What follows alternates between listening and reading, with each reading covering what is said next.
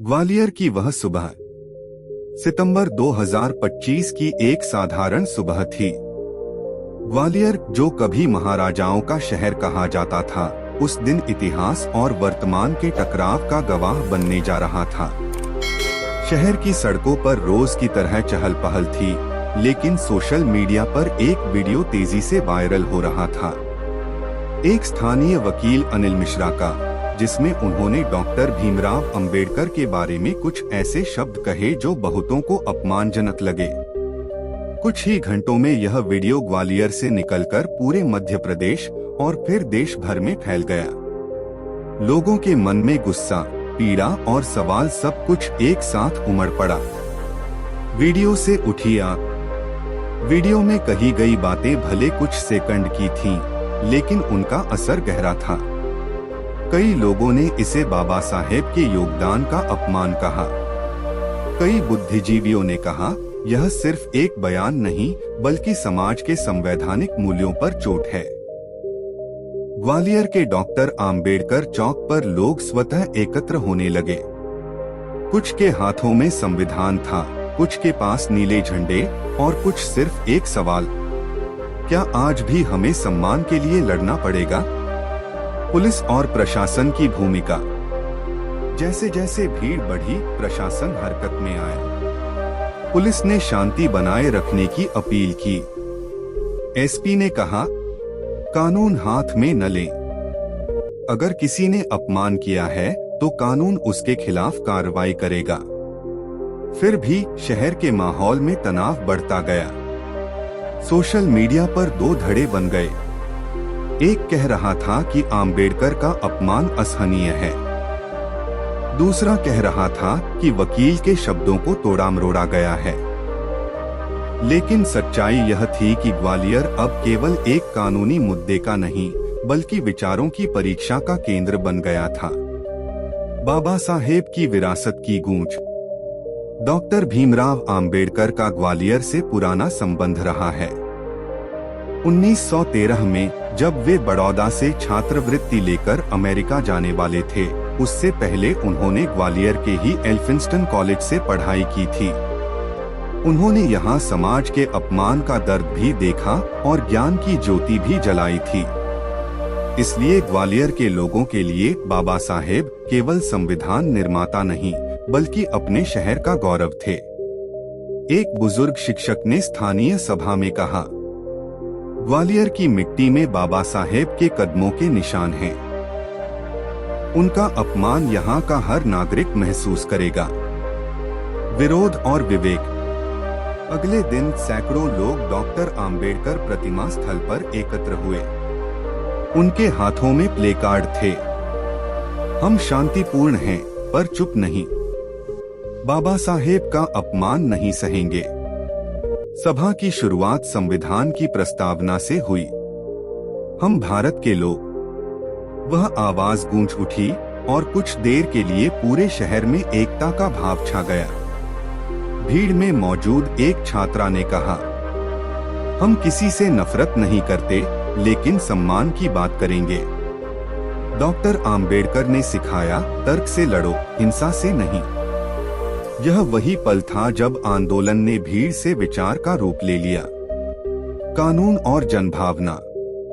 इस पूरे मामले में पुलिस ने जांच शुरू की।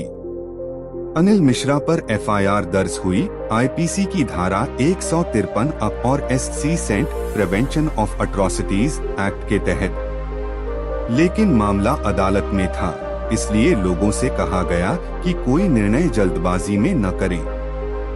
ग्वालियर की सड़कों पर शांति थी, पर लोगों के दिलों में सवाल, क्या शब्दों की आजादी अपमान की आजादी भी बन गई है? पत्रकारों ने बुद्धिजीवियों से पूछा, क्या यह सिर्फ एक व्यक्ति की गलती है या समाज की सोच की समस्या? एक प्रोफेसर ने जवाब दिया, यह केवल गलती नहीं, यह हमारी संवेदनशीलता की परीक्षा है। हमें यह तय करना होगा कि हमारे लिए विचारों का सम्मान कितना मायने रखता है। विरोध से संवाद तक। कुछ दिनों बाद ग्वालियर विश्वविद्यालय में एक संगोष्ठी रखी गई। विषय था विचारों का सम्मान और अभिव्यक्ति की मर्यादा। इसमें न्यायविद, विद्यार्थी, समाजसेवी और बुद्धिजीवी शामिल हुए। वहाँ यह बात उभरी कि संविधान हमें अभिव्यक्ति की स्वतंत्रता देता है, लेकिन वही संविधान दूसरे के सम्मान की रक्षा करने की जिम्मेदारी भी देता है। सभा में एक वक्ता ने कहा, डॉक्टर आम्बेडकर ने संविधान बनाया न कि सिर्फ अपने समाज के लिए, बल्कि उन लोगों के लिए भी जो आज उन्हें नहीं समझते। उस दिन कई लोगों ने पहली बार महसूस किया कि सम्मान और विचार विरोधी नहीं, बल्कि पूरक हैं। समाज की सीख। ग्वालियर की घटना धीरे धीरे शांत हो गई, लेकिन उसने देश भर में एक नई बहस शुरू कर दी। क्या आज का भारत अभी भी संवेदनशील है? क्या हम अपने महान व्यक्तित्वों को केवल मूर्तियों तक सीमित कर रहे हैं? कई शहरों में जागरूकता सभाएं हुई। युवाओं ने संविधान की प्रतियां बांटी और कई लोगों ने सोशल मीडिया पर लिखा, बाबा साहेब को पढ़ो तो अपमान की भावना खुद मिट जाएगी। यह वही सोच थी जो डॉक्टर आम्बेडकर चाहते थे। शिक्षा से जागरूकता और जागरूकता से समानता, न्याय और संतुलन। महीनों बाद अदालत में सुनवाई हुई। कानून ने अपने तरीके से काम किया। कुछ धाराएं लागू रहीं, कुछ हटाई गईं।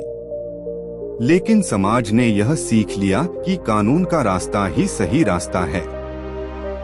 एक सामाजिक कार्यकर्ता ने कहा, अगर हम बाबा साहेब के अनुयायी हैं, तो हमें भी न्याय में विश्वास रखना चाहिए, न कि बदले में। यह वाक्य धीरे धीरे एक संदेश बन गया। संविधान हमारा शस्त्र है और विचार हमारा कवच।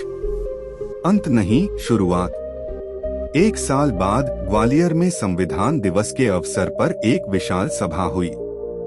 वहाँ वही लोग उपस्थित थे जिन्होंने कभी विरोध किया था।